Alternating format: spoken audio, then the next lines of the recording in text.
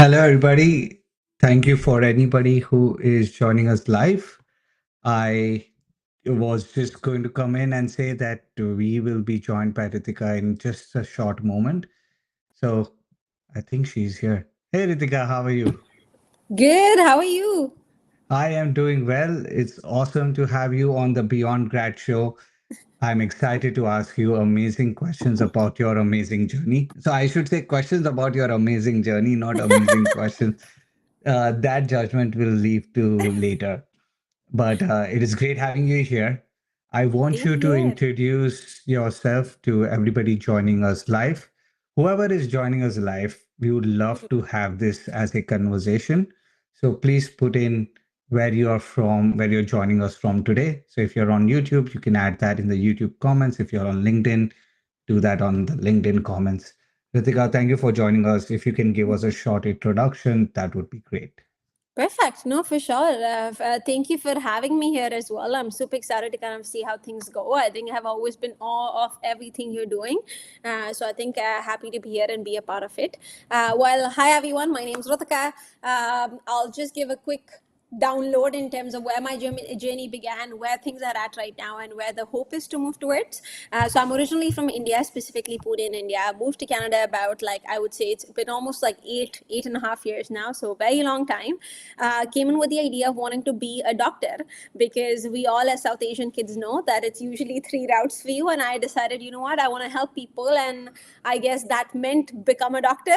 And there was nothing else we knew of at that time, so the goal was to do that. And so I came with Canada as well with the hope of getting my MBBS. But I think eventually while I was here, through the friends and the connections that I had, realized there was an entire space and area called consulting that existed, which does accept people from non-traditional backgrounds like myself as well, which I think 4 years ago when I was looking to make that pivot, that was something which was very unique to people because you never really saw as many people transitioning industries, and that was not as common at that time.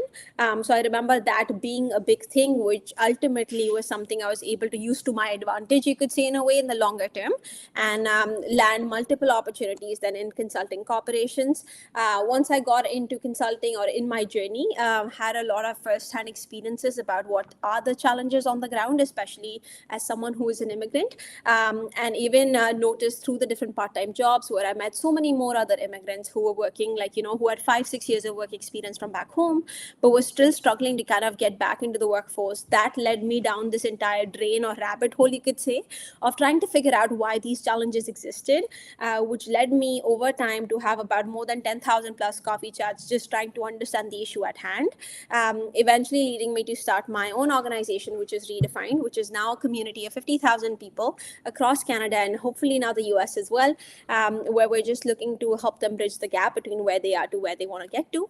And besides that, I also spend a lot of my time just running events across Canada, and now across the US as well, creating content across LinkedIn, Instagram, and also starting my own company, which is a startup that is currently in stealth mode where we're building an AI tool for job seekers. So those are a few of the things that I do besides working at Deloitte in Gen AI consulting. But yeah, excited to be here and chat. Just a few things. That's all. Yes. Nothing much.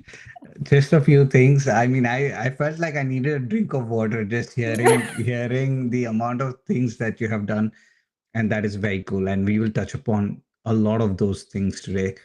Again, I think I see a few people joining us live. If you want to, please let us know where you're joining us from, and keep asking your questions throughout this interview. I'll bring them up as and when it is appropriate to the topic that we are speaking about. So let's start at where you started, right? You talked about how you wanted to be a doctor Mm. and you then went into consulting. There has to be some self identity work that you have to do Mm. to kind of say, from, okay, I'm not going to go in the field of being a doctor or being in the medical industry and then shift completely to consulting industry. Tell us the origin story of that, and how did you convince yourself? Like, how did you shift your identity to be able to even think about it productively? Yeah, I think that's a very good question. But I feel like when I was like early on in my career, I don't think I thought of things as tactically. Like if I am to look back and reflect on that moment, for me it was more about, and I think that is the kind of attitude in a way that's helped me sail the boat, is like the attitude of, okay, what do I really want to do? What do I enjoy doing? And not even spending too long thinking about that, but just going with the flow and going where life in a way takes you. So I think during that phase of my life, I was letting life lead me in the direction it was taking me, which meant that, one of the days my friend just happened to say that, hey, there's this case competition happening, it'll be fun, do you want to just sign up? Right? And this was one of the business friends, or a friend from a business background who I'd made.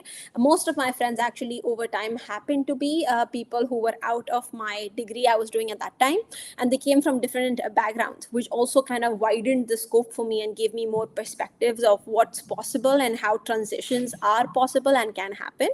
And then just with that friend, I just went along with the flow, and I was like, you know what, if you're telling me that, hey, like I love you to be on my team to participate in this case competition, why say no? Because I was like, always take all the buses that you're getting, get onto those and find out where it leads you. Why not? I didn't have anything to lose at that point, so I was like, sure. And I think that was kind of like that thing that really changed the trajectory of a lot of things and changed my perspective, because it was for the first time I tried something different or new than my plan of action in a way that I had put together in place. And that led me to eventually realize, oh, there are these other things that I'm really good at, or oh, I really enjoy brainstorming, solving problems, working together with people. I love presenting. I understood what I'm good at and what I'm not that good at, or what were my development areas, which I think made me more curious of wanting to learn more about this space. And that led me to doing more case competitions. Then we started winning those case competitions. And that then made me, like, in a way, in my university at UBC, kind of like a well-known face of someone who came from a science background who was doing all these amazing things in the business space. And I was like, oh, like, so it's like a thing, that when you come from a different background. And I was like, hey, why don't I take that to my advantage and really try and get out there more externally, start talking to a bit more employers to see if there's a place for someone like me, right, who may not bring that degree experience. And of course, when you talk to other people, you're going to get a mix of opinions. Some were like, outright, oh my god, this does not make sense, it's not possible, you can never make a career in consulting, go get an MBA degree and then we'll figure it out. While others were more about, hey, like, there are opportunities, I've done it before, so I see that you can do it as well. So I think both in a way motivated me to pursue that path even more, without really thinking about that bigger question, is this someone who I really want to become? I think at the end of the day, I was just following my passion and what I enjoyed doing at that time, and trying to take it as far as I could to make it a reality. And for me, the way I was attempting to do that is by just having these conversations with people, applying the advice I was learning through these conversations. And what advice did not come from a positive angle, I just used that as motivation in a way, or revenge, to kind of like prove it wrong, because I am someone who doesn't easily take no for an answer. So I was like, I wanted to give it my 100% before I decide to give up on that idea or that dream of making it happen. So I think that was kind of like how it came about. And I think I was fortunate as well, that my efforts met the right opportunity, leading to me kind of becoming lucky, you could say, to get those opportunities then. We can go to so many different directions, but it almost sounds like this friend was like a catalyst, and this opened you to a new world where did it feel like organically that it was a good fit? Like when you were doing these case competitions, did it feel like, oh yeah, this world seems like it's calling me? Or Mm, was it like something that you, and everybody needs to get good, yeah, needs time to become good at. So I don't mean that, oh, you were good 100%. at it right on the spot, Yeah. but did it feel organically more in tune with your strengths? Yeah, so I think that's a great question. And I would say, like, this is what I say to a lot of people as well. I think when we're trying to do new things, you're never going to be great at it, right? And that's a matter of fact. But I think it's not the results that one should chase, it's the experience. And do you enjoy that process and journey? Because the reality is, as long as you're someone who's consistent, who's willing to put in the work, you're going to get at good at no matter what is it that you try and do. Yes, there are certain exceptions where, yes, if I start playing basketball today, I could get better at basketball the more number of hours I put in. But maybe I can never be a LeBron James material, because maybe he's just like born with certain characteristics elsewhere, right? There are those exceptions. But at the end of the day, it is a fact that if I am to get good at these things, which are pretty normal for average people, I can do that by just putting in the work every single day. So I knew that was the fact. So for me, it was never about, oh, am I really good at this? But the assessment I was taking into account was, and I had read this somewhere from, I think, Naval Ravikant a while ago. I had heard this from him where he said, your purpose or something that's going to help you escape competition is not being the best at something, but it is identifying what's something that comes easy to you relatively than what takes a lot of effort to someone else. And when I was in those case competitions, I realized that my ability to problem solve, my ability to process information, my ability to just get on stage and be impromptu with figuring things out or with taking questions, that was something that came a lot more naturally to me as someone, from a science background. They provide you zero coaching or training on how to present or how to showcase yourself or introduce yourself. But people from business backgrounds get formal training or even courses on how do you do that, right, with people. So I realized that, okay, naturally I had an inclination as someone who is able to easily learn those things and do better quicker than anyone else. And that's when I knew that, okay, there's something here and maybe let's just double down on that. And now that I look back, I realized that definitely was that differentiator, which also now stands out even to this day while I'm at Deloitte. In any client work that we're doing, etc., those are always the pieces that stand out to the client and others take notice of, that differentiates me from others. So I think that maybe was also a piece. So not only did it fit well, but it also opened up different avenues where you were more curious, you were more interested, and it showed that you had more skill than what even you realized. It almost Yes. sounds like that. So interestingly, you did one very curious thing. You went out and talked to people who had gone into consulting, and some said, no, Yeah. this is not the path, and some said yes. What do you think was the difference between the people who said no and the people who said yes? Like the difference in the sense of their personalities, you mean? Or I why was the going same? to say that outright, but I didn't want to ask a leading question. I wanted you to take it wherever it goes. Hmm. I think there are multiple ways, you could interpret that. I think number one is I feel like, again, it's nothing bad or right either in either opinions, because I think some people will go on objective facts, some people will go on things subjectively, right? So maybe for some of the senior leaders that I was talking to, who maybe have spent their entire lives in the space of consulting, and maybe when they were my age, right, it was not common at all, or maybe not even heard of for someone to transition, and therefore that makes them someone who believes or has that particular opinion that it's not possible. And I think that's okay as well. So for me, it was never really about it never felt like a personal attack where I was like, oh my God, that means I won't be able to get into consulting. But it definitely is a little bit demoralizing in that moment when someone says that to you, as we all have experience in rejections, or anytime even someone says a no to you, that, it's not possible for you. It, of course, affects you temporarily, at least in my case, right? And for the people who say a yes, I think I kind of take both equally the same, because I think there is nuance in both cases. None can be correct. Like even for people who are saying it's possible, that may again not be entirely true, depending on what company you're aiming for, depending on which country in which you're aiming to apply for the job, depending on the city, their cultural values as well in place, and all the different things that they keep into account. So I think it really varies. So for me, I saw both as the same. Of course, one demoralizes you in the moment while the other motivates you to continue on that path. But I think for me, both served as a motivation to continue on that path. Because I remember when I even got those no's, my mom said this one thing to me, and I remember when I felt really done in that moment, just after, honestly, it was just my third conversation with someone. And that's when I had got two no's, people saying, no, no, no, it's not possible. And when the third one happened, I kind of let loose and I started crying about it afterwards. But I remember my mom saying to me, hey, why don't you give a shot to talk to 5 more people? Right. And her idea was sometimes if you want to get access to certain opportunities, it's not just about you being the best person in the room. It's about you also finding the right team to work with. And she said, not everyone's going to see value in you. And I think it's a matter of fact, right? You could be a great person and have insane credibility, insane skill sets. But if you're in the wrong company, the wrong team, the wrong role, you're never going to be able to prove your capability for someone, because maybe no matter how much you do, it's never going to be enough. But with the right team, everything you do is going to be just enough, right, to make things happen for you. So her idea was find those right people. And I think that's exactly what happened. The more time I gave, the more I kept finding the right people. And the more right people I found, they then referred me to more right people. And then you build that entire cohort of people who tell you, yes, it's possible, and here's how you actually do it, right? So I think that was like a factor as well that I noticed. Very cool.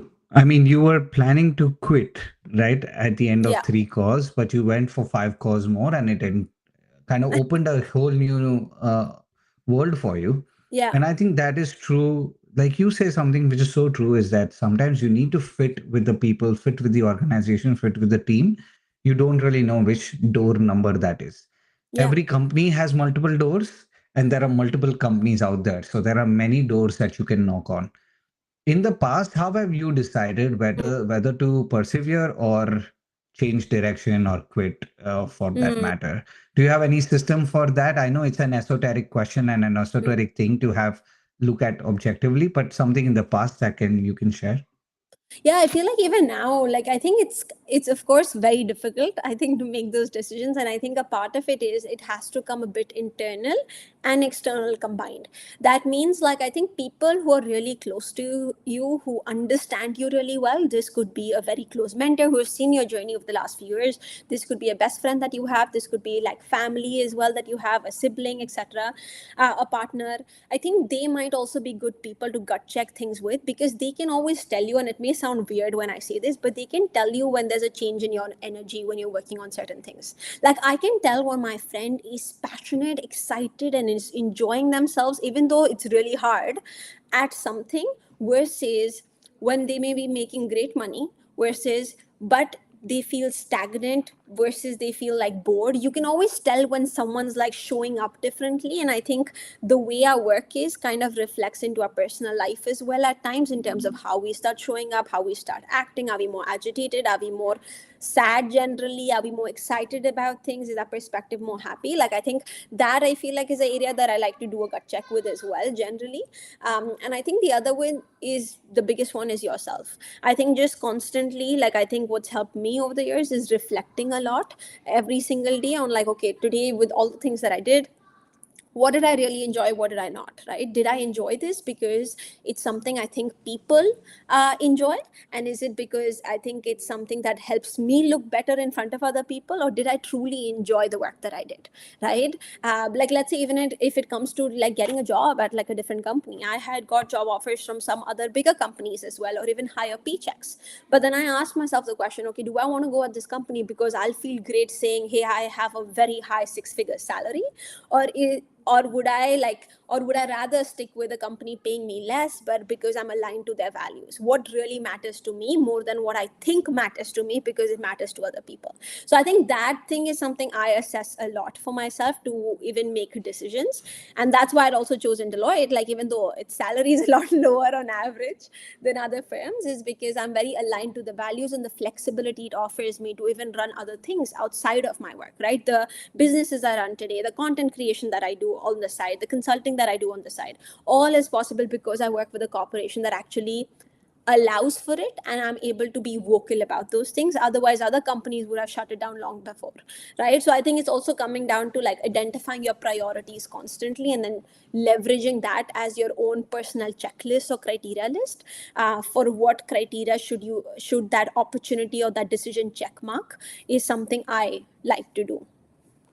Very cool and very relatable as well. Like I Mm. worked at a small consulting firm, and it was a intentional choice to maybe not take the salary that maybe let's say a Mm. GM or a Ford or a Tesla would have offered me, Yeah. because I was able to play multiple hats. I was able to work from India for 4 months, 5 months at a point. So there are many flexibility things and things that you have to care for. I would love to ask you, Mm. because you were coming from a different kind of a background, uh, you would have to show that you know what you're talking about when you were coming into the interviews for these roles. Correct. Obviously, the case competitions help a ton. What else were you able to show why you were Mm. able to make this jump? Yes, I think that's an incredibly important question because I think that's something I get asked very often now as well. Okay, I want to transition as well. You tell me that it's possible. Let's figure out how. You can't obviously just show up with your face and say that, yes, I'm great for consulting, right?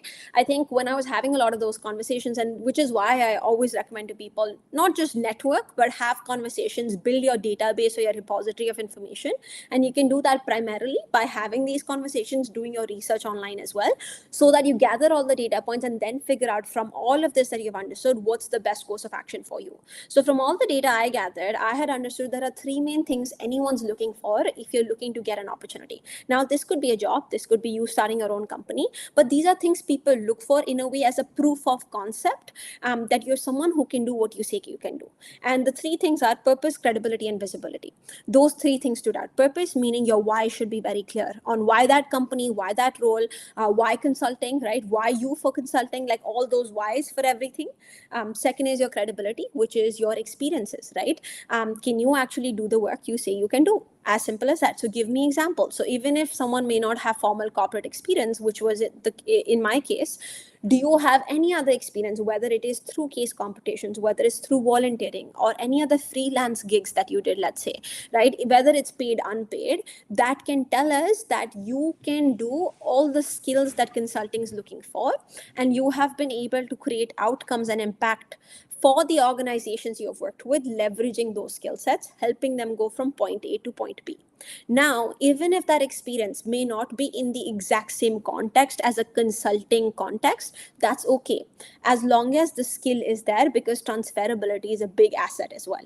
And then the last one comes as visibility. Do the right people know you in those rooms? So to your question, which points to the second part, which is credibility, my goal was, okay, perfect. I want to get into consulting. I understand what consulting is. I know why I want to get into consulting because I enjoy problem solving and I believe I have all of these skills. Now, what I need to be doing is building proof for each of these skill sets. So that's literally what I recommend a lot of people to do, is like a skill mapping process.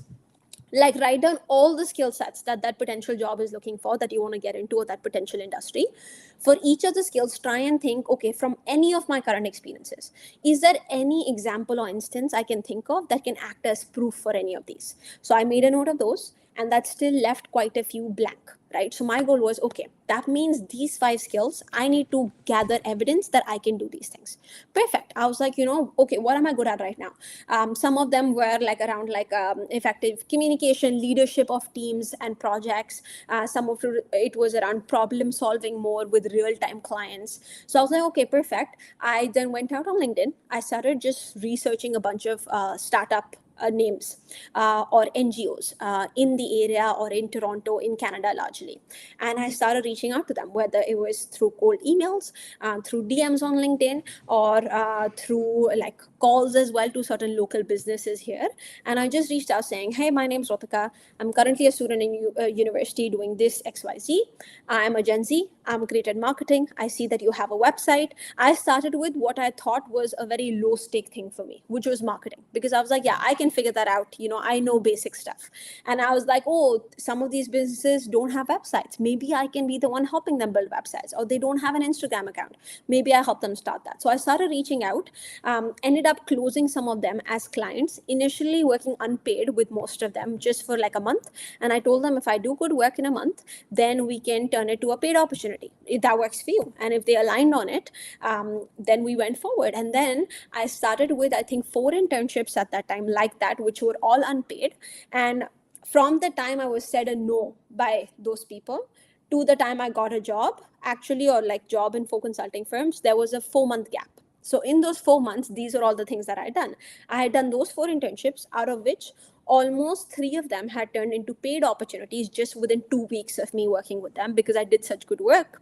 And now as a result, because I started getting paid and started getting paid a lot more than my part-time jobs, I was able to leave my part-time jobs as well and now start working almost in a way, like you could say, a lot more hands-on and kind of like full-time with them, instead of dividing those hours. So not only had I in those 4 months made more money than I had made over the last year working part-time jobs, but I also gathered 4 different work experiences just within that 4 month period. So now when I was sending out my job applications, people were like, wow, just in her third year of university, and she already has experience working with so many different types of organizations and companies of different sizes and in diverse roles, we want to talk to her.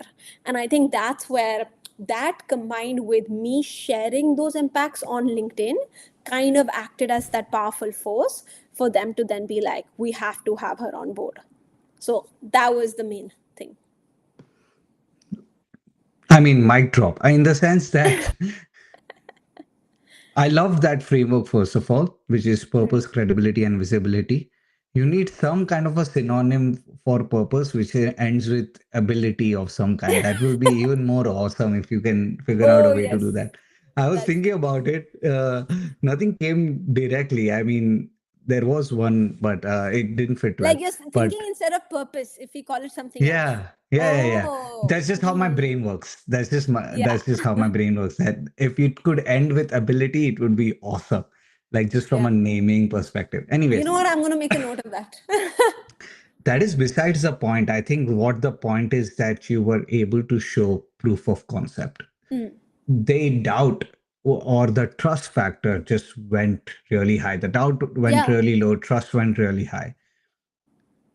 Did it, I'm guessing it also helped you hit the ground running when you were in the consulting gigs as well, even though you did not have the background that a lot of your peers might have had from Correct. business schooling, because you had your degree in a Mm. way of business as compared to other people who might have had theoretical business projects as well.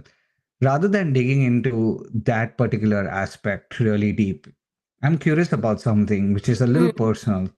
A lot of people, when you are making this hard of a pivot, Yeah. question you, right? Mm. Just to make sure, like close people around you, question you to make sure that your Mm. purpose, credibility, and visibility is all a match with this. Yeah. What was that conversation like with your parents when you were thinking about making this switch? So I think it's a bit different because I think one of the things I've realized, and I'm going to say it, I don't know how it's taken, but it's like, I've realized is like, I think whether it's with your, like, again, there's a bit of, there is sometimes a generation gap, of course, between Mhm. us and our parents and the way they may think, they may react. And I know my parents very well, of course, as they may know me also. I know how they would react if I were to go and tell them that, hey, I want to transition, right? They would be like, Mhm. you're going to figure out, you're by yourself there, this and that. So for me, it's always been about, okay, let me figure out the path first. Let me see how I navigate it. Let me start seeing traction and opportunity that this is possible and I can make something of it. And then let me drop the bomb to them in a way that, okay, I'm doing this and I've already found the opportunity, right? So for me, it was more about letting them know about it once it was already done, or once there was like a soft confirmation that yes, you're going to get all of these opportunities, and then just call them one day and tell them, hey, I got a job at, like, this company. And they were like, great. Like, of course everyone's going to be happy about it. For them, the initial instinct wasn't even to ask where, which one, what. They were just happy I got it. So I was like, cool, we roll with it, right? And it wasn't until when I actually started that they were like, oh, it's at a consulting firm. I said yes. And my dad, actually, by profession, is a consultant. He works for Hmm. governments as a consultant. So Nice. for them, it was never an issue that I'm not doing it, because even being a doctor, even though like that was kind of fed to me by them, they were never like, oh, you have to only be a doctor, you know what I mean? So for them, Hmm. it was more about do what works for you, as long as you are making money to survive. And as long as you are enjoying life and you have taken care of yourself, that's what matters to us. So I think that has been my approach even now in life. Like whenever I'm looking to pivot or navigate, let's say if I'm looking to leave my 9 to 5 this year, right, and transition to something else full time, I won't tell them off it directly until it's actually done, just Hmm. to not have them experience the shock and the pressure and the stress of it. Very Yeah. cool.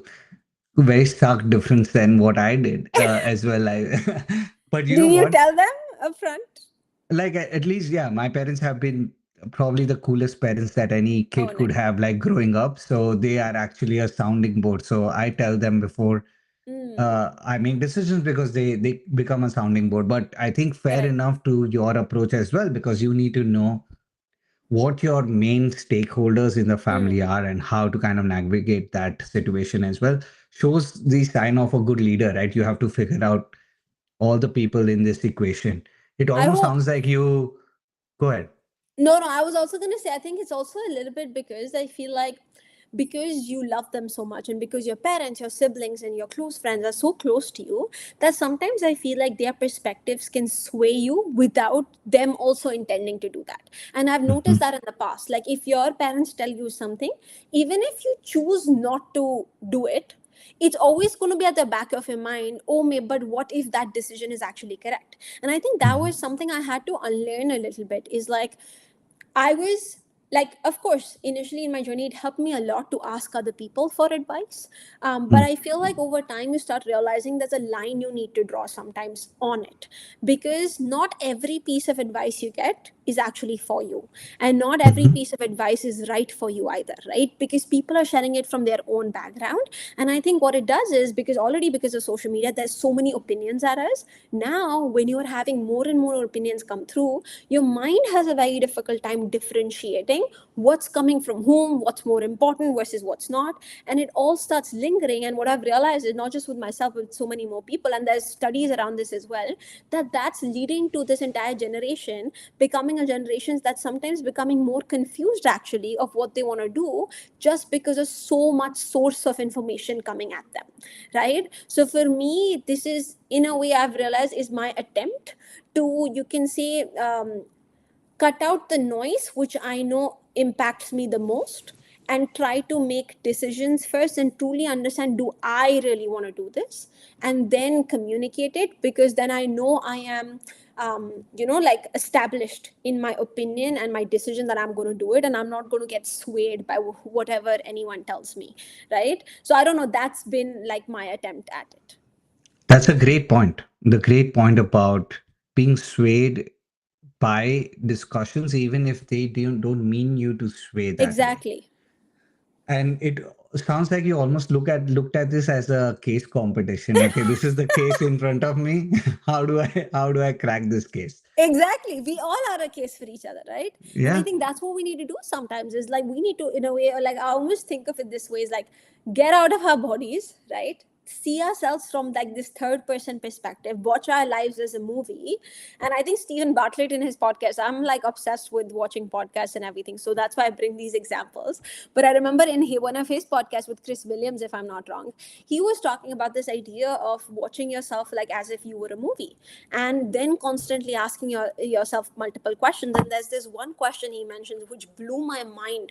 He said, if you were the person watching yourself, what is something you would tell yourself that please do this or please stop doing this?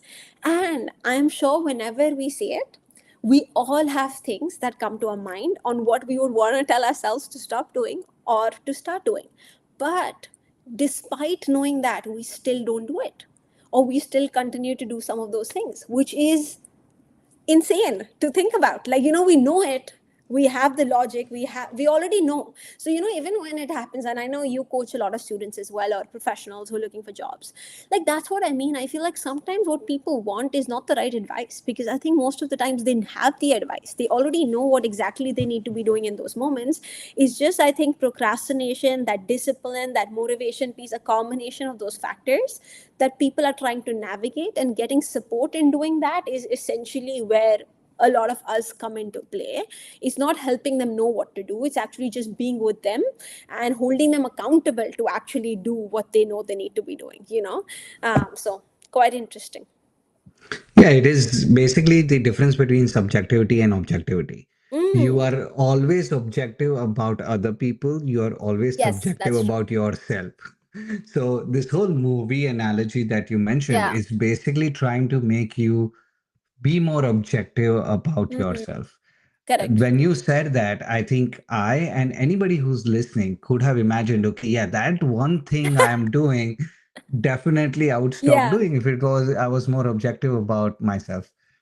Very cool. I Mm. will ask people who are watching live. Mm. This is an amazing, amazing interview so far, Ritika. Awesome, by the way. the work Thank that you have done. Please ask questions if you have any. Don't mm. worry, I have multiple questions. We can probably spend 90 minutes, and we have spent quite a few time chatting, just one v one. But I wanted to go into LinkedIn, but I have to ask you this question, and this will be a really good segue, I think, to the entire LinkedIn journey. The fact that it seems like you have a solid sense of drive, like you are very driven, because to pivot, to reach out to people, to make sure that your credibility is there, make sure your visibility is there, Mm. then think about all the extra things that you are doing Yeah. on the side. Like you did freelancing at that point. Yeah. Now you're doing LinkedIn. You have a community. You're trying to start a new AI tool.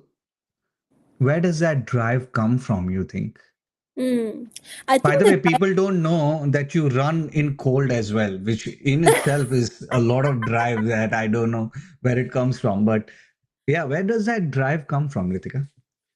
I think the drive comes from this idea. So I've always, from a very young age, been obsessed of helping people, helping unlock people's potential, and at the same time, being someone who's living up to my potential. And I think that's a very long battle, because I think most of us are destined for incredible things. I think we're capable. Sorry, not to say destined. We're all capable of doing incredible things, but a lot of the times that destination gets paused at very minute moments, because or very early on, because of doubt and other things, or because of, like, us evaluating and assessing our credibility and capability based on what other people have to say about us, or based on what other people value or not. So for me, it's always been about, like, okay, how can I make sure I'm living up to my potential? And I think it's a very personal thing. I think all of us know when we're living up to our potential or not. It could mean something as simple as making sure, are you giving each and every day 100%, or at least attempting to give it 100%. You would know when you haven't. And it's the same approach I apply to life. Like, am I giving my 100% at doing whatever it is that I want to be doing? Because if I'm not, what's the point of it, right? And if I'm not even giving my 100%, I'm in no capacity to even be comparing myself to other people, or, like, going down that route. So very early on in my journey, I used to be someone who used to compare myself a lot to other people and get really caught up in that thing. But I feel like I'm reaching that stage where it doesn't affect me anymore, because what I've realized is, you deserve to compare yourself to other people only if you're someone who's out there giving your 100% to whatever it is that you love doing, and whatever it is that you're attempting to do, because there are other people out there who are looking to do the same. And in that case, even if you are to look on the other side, to the left, right, back, front of you, you will realize, when you see those people, you never feel it as comparison in a negative way, but you see it as motivation to do more, because I'm doing my best, right? And when you feel that, you're more secure, you're content, right? And I think there's a difference there. Versus, I think, when you're not living up to your potential, that's when we have a higher likelihood to feel bad about ourselves and feel jealous of other people and what they're doing, because we haven't put even the ounce of work that we need to be putting in to get there. So we don't realize what it takes. And so it's easier to judge and be jealous than when you're someone who's doing all those things. So I don't know if that answered your question or if that just took us around in a circle, but What I got from it, and maybe you can validate whether this is what people should get out of this, is for some reason you have always been motivated by helping people achieve their potential, correct.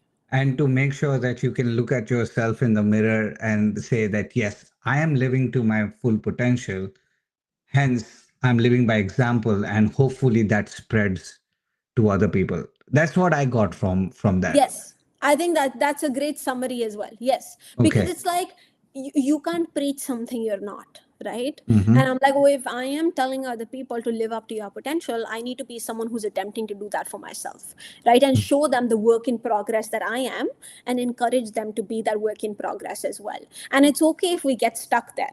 It's okay. But Hmm. as long as we're showing up every single day to try to get where we really want to be, I think there's a true privilege in that. I think the thing about, we was in front of us. Oh, I Oh, yes, you're back. I'm back. By the way, Jayachandran had a great kind of comment for us. Great session. Thanks to both of you. I think that is awesome. Oh, thank I think they have a question as well, and I'll take that question when it fits well. I think you can do two things when you are looking at people for example, right? And you. in both cases there is a little bit of envy or a little bit of a thing where, okay, Yeah, can I be the person who is in that spot? Can I be yeah, the person who, so envy can either turn you into lethargy, or envy can turn you into energy, and correct. that's the difference basically. You decide what that difference is. So then when you're driving yourself to do so many hard things, Hmm. my a very obvious question next is, how do you avoid burnout? Like, Mm. when does your mind chill? This is chilling. This Okay. is chilling, yes. It's like, I don't know, it's weird. I feel like when you find what you enjoy, and again, I feel Hmm, like I'm also in that phase where I'm really trying to define what that is. And I hmm, think you'll go through those phases where at a point you have found it, and hmm. then you kind of lose it again, or maybe you don't lose it. I think you change, and as a result, that purpose, or maybe not the purpose rather, but I think the way you pursue that purpose and defining how you want to pursue it, what really speaks to you, that is something that keeps changing as well, right? So I feel like it's never yeah, like, and I think now, being in that phase where I am doing certain things but still trying to figure out where I really want to go, I'm kind of really enjoying the process of figuring it out, because it feels like it gives you leverage. And I think it's also because I think I'm also at that age, I guess. I feel like as people in your 20s and 30s, you have the opportunity to risk a lot of things. So for me, of course, there are a few things I'm doing today which I'm doing because I need to, versus there are other things I'm doing because I want to, and I continue to do those for that reason. And I think it's those things that make me feel like I'm chilling and enjoying, versus there are others that do suck the energy out of me. I'm not going to say which one does what, but we will just leave it at that. Yeah. It almost sounds like there needs to be some rewiring that happens Mm, where the chill is in the journey. correct. And that is a difficult place to get to. I think it is. Yeah. If I have to share my experience of doing something extra outside of my responsibilities at work for the last 3 years or so, it all comes down to it being a muscle. I think Mm, you can't really, at the beginning it is hard and it yeah. you feel bad. I think let's take the gym analogy. Like Yeah. you feel great only after the workout has happened, then you Mm, feel sucky again to get into the gym. But I think once you have done it consistently, you are actually starting to look forward going to the gym, yeah. and that's where I think the chill happens, even if you are doing hard things. Correct. And I feel like it's what a privilege to be tired, right? Yeah. I read this as well somewhere. What a privilege to be in rooms doing the work which you once dreamed of doing. Like, if I look back and I remind myself of those moments, I remember when I first had come to Canada, and I walked in downtown as we all do. You look at these big buildings, and there's this dream you have that one day I'll be working in those buildings, right? And then the time comes, you make it happen. But what happens is, by the time you make it happen, there are already so many things on your agenda of things you want to do. So that win does not feel like a win anymore, because it's like, oh, classic, like, so old season, like everyone's working at these corporations, right? And it becomes something else. And then maybe when you get that other thing again, you'll feel the same way about it, right? So I think, like, we have, just as humans in a way, because of the world we live in today, got used to that, stopped living in the present and stopped enjoying the moments that we have, which we once dreamed about. And then we end up somehow complaining while we are in those moments, doing the things which we once hoped we did, not realizing there again is going to be a time that all the things we now are dreaming of are again going to be situations we are going to be in, but again complaining about those things, right? So it's like a weird cycle. But I think you are able to form this perspective only once you've been through it, which Mm. is also the interesting part of it. Is no matter how Mhm. much you say it to someone else listening on the other side, people understand it for themselves only once they've been through it. Like, even like, Chris Williams also once mentioned, where he said, in one of his podcasts, he said, like, he's like, after becoming successful and after making a ton of money, I've realized how not important it really is. But he's like, no one's ever going to understand that until you get to where I am. And then you're going to sit on this chair and say the exact same thing that I said.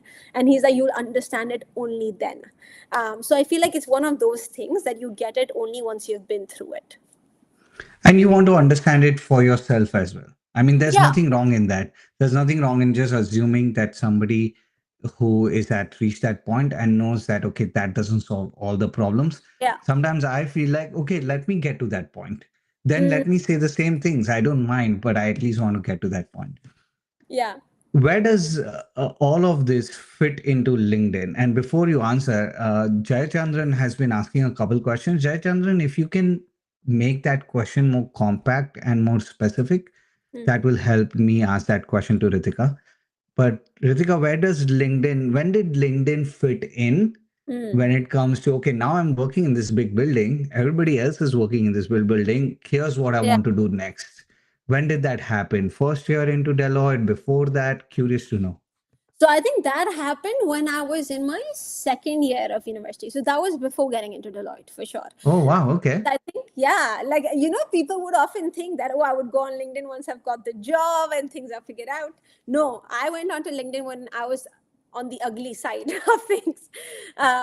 Because I remember when I was in my second year of university, going through that phase, which I think I'm in a way right now, except less uglier at the moment, which was that, I really didn't know what I wanted to do. I was like, okay, I'm doing this. My parents have paid so much. I don't know if I'm very passionate about it. And, it was the phase before I even figured out consulting and all the things. I was in that transitionary period. And for me, when I got to know about a platform called LinkedIn through, again, my friends who were in business, because we had no idea about it in our class, I went on there, and every single time I opened LinkedIn, all I saw was, congratulations, you got a job, or here's the person with an award, here's the person speaking on this stage. And I remember in those moments, every single time I did it, it just made me feel worse about myself. And I was like, oh, this just means like I'm not great, like I'm not capable of any of this. All I'm doing is just sitting and swiping on these people, but when is it going to be me on the other side, right? And I think one day I just got a bit fed up of it all, and I was like, you know what, I'm just going to say how I feel. Because I remember, like, when I was talking about this to other friends, even they said they felt the same way about it. I had also started reading of a lot of people who are either committing suicide and other things just because of comparison, etc., during that same time. So one night, and I think it was right before I was going to sleep, I just made like a post, like a rant. I was like, you know what, I'm going to use this as a venting space. And I was like, I'm just going to talk about how, people have tough times. And, I'm at my lowest point right now, and that's okay.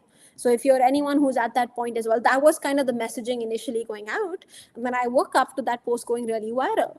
And like any of the following posts kind of like kept going viral, at least like in the first like year of me posting on LinkedIn. And I think it was like a really fresh perspective people saw, because again, when I joined LinkedIn that time, no one was really talking about rejections. No one was talking about failures at that point. No one was talking about being in a bad spot at that time. And I seem to be one of the few people talking about that, which I think came across very fresh and relatable to people, which I think gave me insane growth in that first year, that people hadn't even seen, at least in the Canadian landscape. So I think that is where LinkedIn came off. And then I think when I even joined Deloitte, or even before Deloitte, when I was leaving my part-time job, getting into it, all the challenges I was experiencing or seeing upfront, and why I started realizing a lot of people weren't able to do things for myself, I started sharing that. And I also shared my own journey of going from someone who was working part-time jobs to now working in one of these big buildings I once dreamed about, and took people along that journey. So they saw me go from that point zero to that point one, and now hopefully continuing to do the same. So I think that's where LinkedIn came in. It's always been like a platform for me to vent and share in a way, because I felt like at that point I didn't have anyone else to share it with.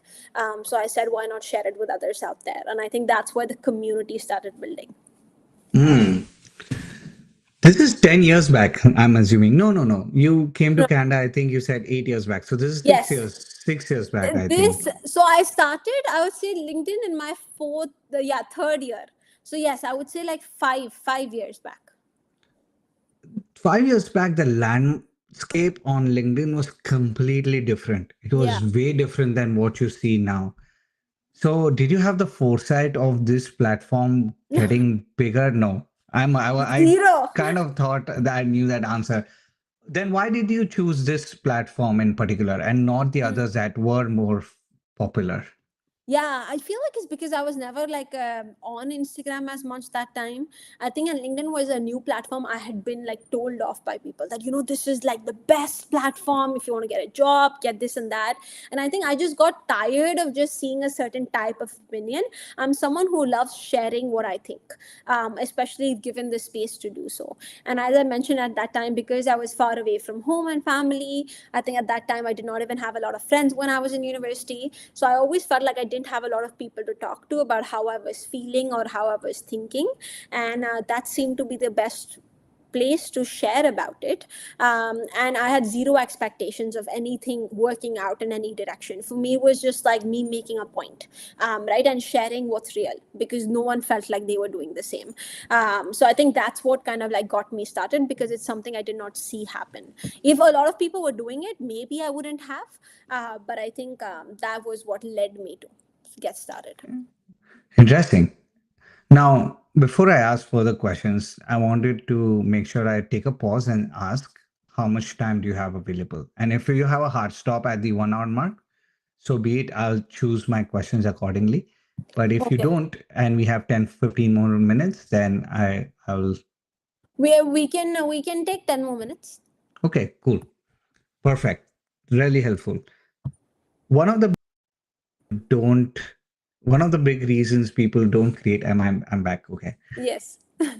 People don't create content is that, oh, what will people say? Like people meaning Yes. not just like friends, Mhm. peers, colleagues, no matter whether they are in school or Yeah. they are in a big corporation. That is one of the biggest things, that I don't want to raise any flags, or I Yeah. don't want to. I mean, it's excellent that you started when you started, and there's a lot of things that you had to overcome to Mm. start. Did that help you continue this journey when you were at Deloitte? If you had to start that journey when you were in a full time job, would that feel different? Curious to know about that fear aspect. Yeah, I feel like it definitely would. And I think the longer, and again, like, I think, I don't think this is controversial what I'm about to say, but I think like the reality is, and I think I've been speaking a lot about it recently in the post, is like, I think when you join a corporation, first of all, not everyone's made to work in a company. And that's something I've realized over the years.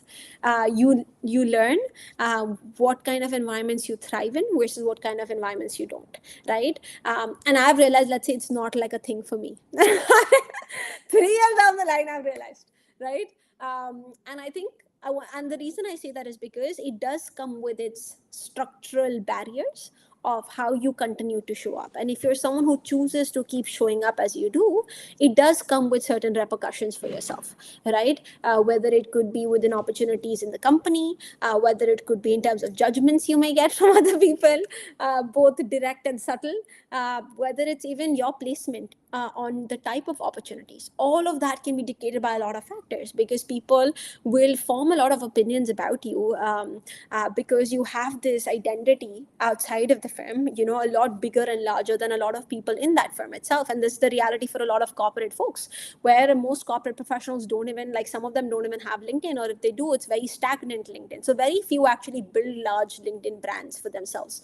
And when you become that person versus within the corporation, when you're an early career professional, that contrast in personality sometimes can create repercussions for you within the organization. And I think for me, I always chose to keep showing up as I am, because I know what my long term goal is, and I know what's going to stick around 10 years down the line versus what's going to be a part of the process only for the first 3 to 4 years, right? So I chose that path according to that. So for me, it never really changed things as much.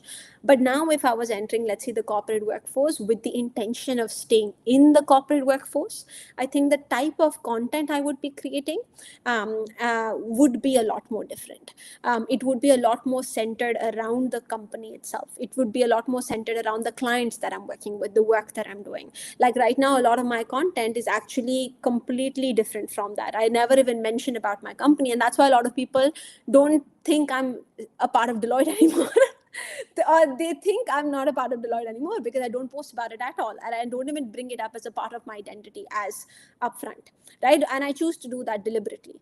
But I think so. I think that would have been the major difference, is in the kind of content I would post, and maybe even the frequency of me posting, because I know a lot of people can have assumptions about how you're using your time, and if that means, if you're building these big things, like, are you actually like working? Right. So again, those are all judgments, but I think yes, those do play out, and I've spoken to a lot of senior leaders who also fear some of these things and who wouldn't show up as themselves. So I think yeah. Let's say that senior leader came to you and Yeah. they talked about this fear. Yeah. What would you tell them to do? Mm. And this has happened. So I, within the firm, I've helped coach a lot of vice chairs as well around how do you like actually create your personal brand on LinkedIn, because I think a lot of them did not do so for the longest time because of being worried about company policies around showing up, right? And again, with them, the nuances that their brands are more about the company, right? They want to be constantly talking about the client work that they're doing, the projects that they're on, etc. And a lot of that information can be confidential, and that's where I think you really need to look into the company policies. But what I started recommending to them was, I said, see, at the end of the day, the reason you came to me and bring this up is because you know you want to do something about it. So that means you should do something about it, right? Because if it wasn't a big deal to you, you would never even bother to ask someone on how do I improve this, right? So that's number one. And I think number two, I said, is like, it doesn't always have to be about the company's brand. I think your brand influences the company's brand, and that's what I say to a lot of leaders, is like, if you even look at any objective stats, even posted by LinkedIn itself, they say that companies whose employees have strong personal brands, or whose leaders have strong personal brands, tend to have really strong customer bases, or it becomes an avenue to bring in clients as well. So that was my positioning for them, is like, the more you put yourself, your story out, or where you started, how you have made it to where you are today, that not only inspires a lot of the younger generation who potentially could come in as early talent at your company, maybe because they relate to your story and they would love to follow your path and journey as well, but that can also potentially attract clientele who has been through similar journeys as yourself and made their way to the top, and they would want to work with like-minded organizations which have people with similar values, right? So you putting your story out there helps not just you, but helps the company and its overall branding as well. So I think that was what got a lot of people started. Excellent. And I will concur. There are enough examples out there now Yeah. on LinkedIn where people who work at really big corporations, medium sized corporations, small sized corporations are creating content. Yeah. You don't need to post anything about any confidential Yeah. information in your company. Here's a framework that I shared with a senior product manager that I was working with, which is think about your past, present, and future Mm. and write content about that. So Yeah. if in the past you were trying to get from a product manager to a senior product manager, okay, what helped? That can be one pillar of content. The other pillar of content is I am trying to become a principal level Mm. PM. Now what does it take to get there? Yeah. And then you can talk about your future as well. Okay, this is where the PM industry is going. This is where, I mean, there are just so many ways to solve Yeah. that problem creatively, where the problem is not really what content to write. It Correct. is basically the fear of starting out Yeah. and the impressions that come with you being a creator on the platform. Correct. And I think like the nuance that I was also going to mention is, you choose whether you, what type of content you create based on what you want to achieve through it, right? Do you Right. want to just create thought leadership for yourself through LinkedIn, which sounds incredible to me, because if you're a consulting corporation and if you come across as a thought leader for everything higher ed, I feel like that's a win-win for the company, because now people want to come to you for any advice, and you can say, hey, Right. yes, our company offers this service, come along the way, right? So it Yeah. really depends what's the objective. For someone else, it could be pure sales. For someone, it could be maybe, hey, I actually just want to build the size of my audience. And in that case, you can share more about your past so that now you're attracting more younger folks, right? People who are looking to get into that path. So it all really depends. And I think a lot of the people's fear is also like, this traditional notion we have had, work hard and it'll be enough. I think that also plays out a lot, where people feel like if you put yourself too much out there, you're beating your drum, or you're coming across as too try hard, for others. Mm-hmm. Mm-hmm. But at the end of the day, whether people like it or not, the ones who are more out there are the ones eventually getting those opportunities, even if it Mm-hmm. look cringe, right? And even those leaders who think putting themselves out there is cringe are the ones ultimately even hiring people who are more out there without even realizing it, because of that familiarity those people end up building indirectly.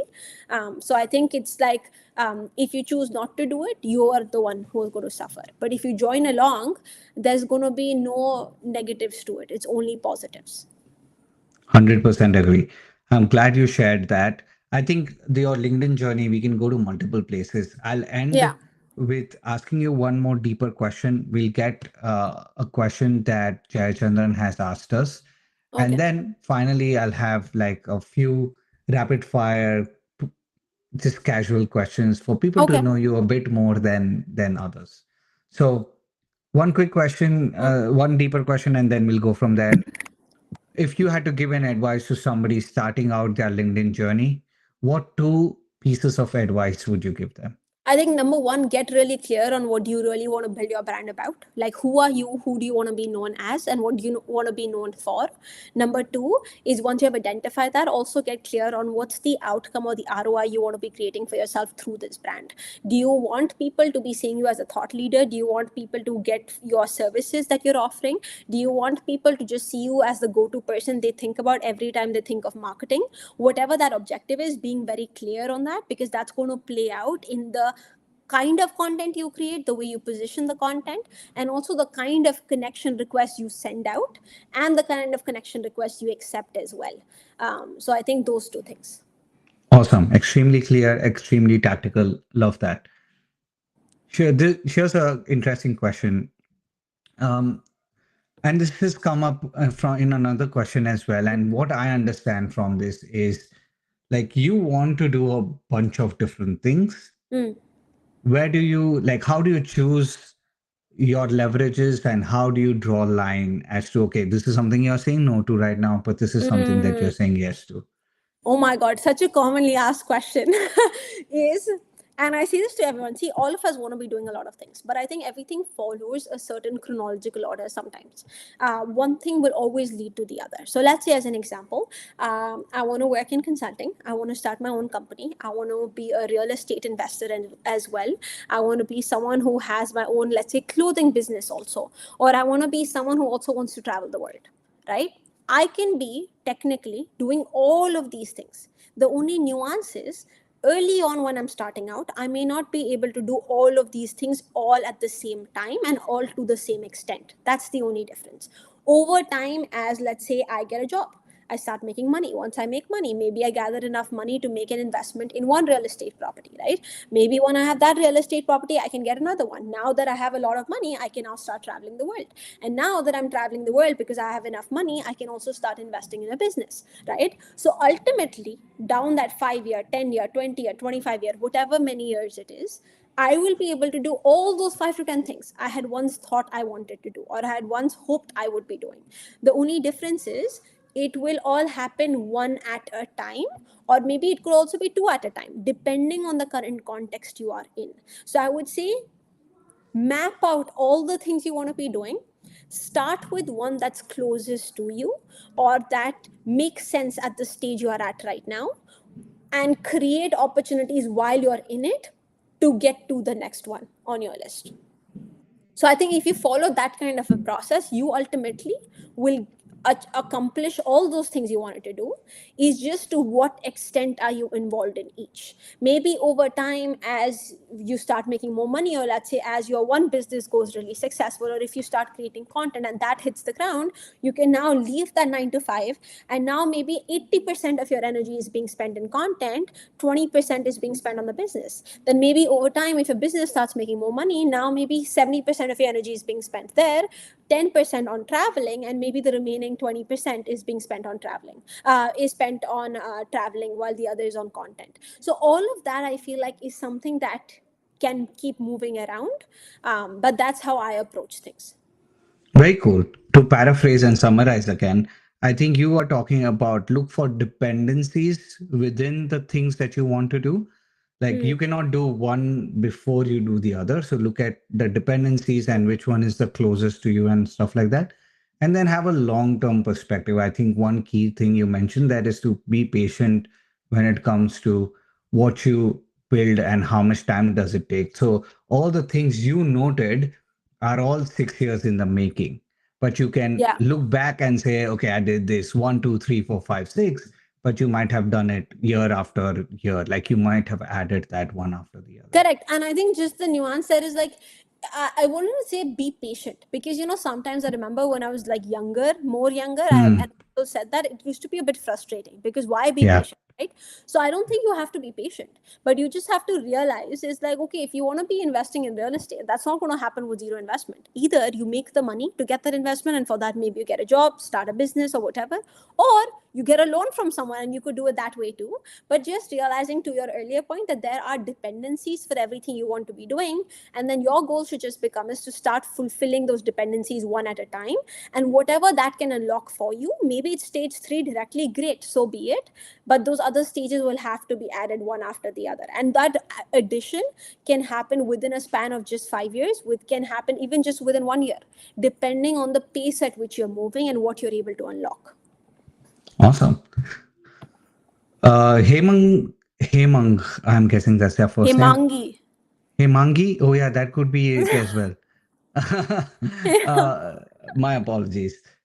Uh, I think you answered this question. Let me know if you want to add anything or not. How Yes, I did you will. actually do that without being overwhelmed or confused when you're trying to explore all these different fields? I think the best way to not get over confusion. Okay, both are interesting. Overwhelm is something which I think is more like, how do I say? It's more emotion. Confusion, I think, is a bit beyond emotion, because you can feel overwhelmed in a moment and suddenly not. But I think confusion is more long lasting as an emotion, and it kind of like stays with you. So I think both are a bit different. I think overwhelm, you just get across it. The more clear you get, the less overwhelmed you feel about it. Because the more people you speak to, the more surety in a way you get from other people, that I've done it before as well, and here's how I did it. And the more you hear from more people, I think that automatically makes you less anxious, maybe, and as a result, less overwhelmed about the change, because others have been able to do it. So why not you? As for the confusion part, I think that's always going to be there. And I think the only way to get out of confusion is by doing something about it. That means Mhm. if you have been looking to transition industries, take some sort of action towards it. So whether that is starting to talk to people who are in that new industry, maybe that is start taking on opportunities that allow you to experience what being in that new role could look like, whether that is through a shadow opportunity, or whether that's through you doing some sort of a volunteering in a role that's similar, or talking to a friend who currently works there and trying to understand what their day to day looks like, right? So take some sort of an action towards it, will help reduce the confusion. And the more actions you take, that will reduce the confusion even further, and eventually lead you to get more clarity on it, which I think, yeah, which means you're less confused. So I would like keep those two things in mind. Very cool. I think what you are mentioning there is essentially, and something that I've experienced as well. Mm. Only data helps confusion, nothing else. And Yes. maybe Yeah. I need to tell that to myself also from time to time. That Same. dude, you are Yes. you are being confused. Just get data. Like take Yeah. action. Like launch that product. If that, Mm. then so be it. Yeah. All right. I mean, I'm just going to ignore all the connection Yes. things that That's I'm fine. coming. Okay. Let's dig into some. rapid fire, and then we'll end the session. This has all already been one of the amazing, insightful sessions on the I show love so how far. Varun was careful that he's like, wait, I've had previous guests and I have new guests Yes, coming. Let yes, me be. Yes, very important. very insightful. But I don't mind saying that because it is true. Okay, some personal questions, or not really personal, but just casual questions Mhm. about you, just for people to know you outside of this Deloitte amazing professional and creator. What's your favorite movie, Ritika?